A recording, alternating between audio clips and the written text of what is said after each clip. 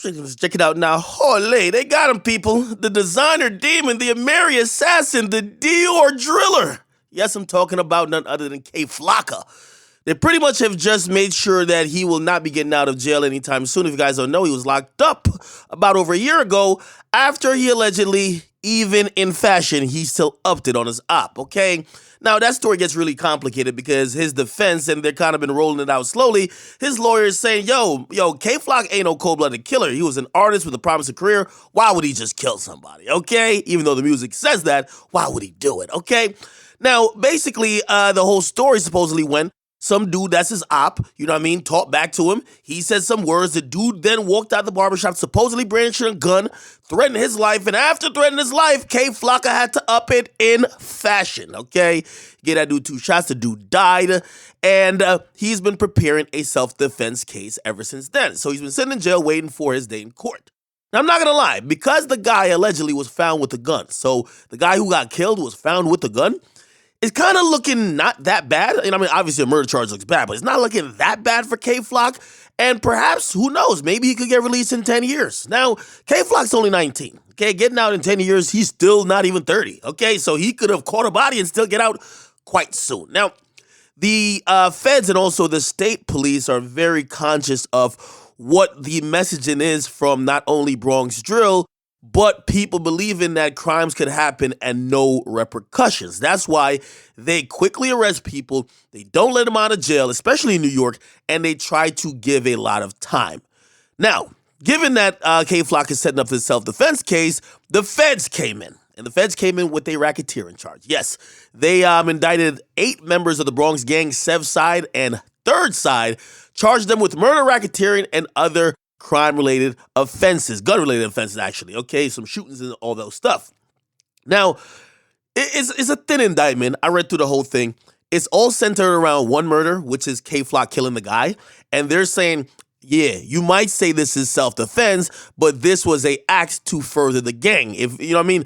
Yeah, you might have defended yourself, but if y'all were arguing about gangs, or you were like, you're so-and-so K, and that nigga said, you said what?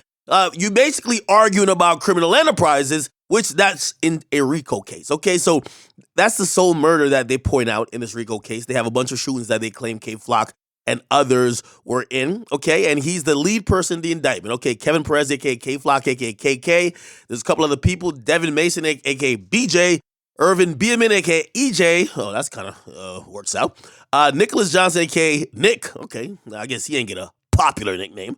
Sean Smith, a.k.a. Sticky. And Josie Castro as Jesse. God damn it. These niggas just have aliases. Anyway, Zay Muna and a few other people, Michael Grant, a.k.a. AP, they were all charged as well. Now, K-Flock's attorney did actually put out a statement saying, we're not surprised by the federal charges as we've been fighting the state murder case for over a year now. And considering the shooting was a clear act of self-defense, it wasn't a particularly strong charge. That is now being used as a basis for a possible death penalty is extraordinary. On video, it is crystal clear that Kevin was about to be shot after attempting to walk away from his attacker. Only then did Kevin use a weapon to defend himself and another from an armed, violent gang member who was about to pull out a loaded gun in his hand, okay?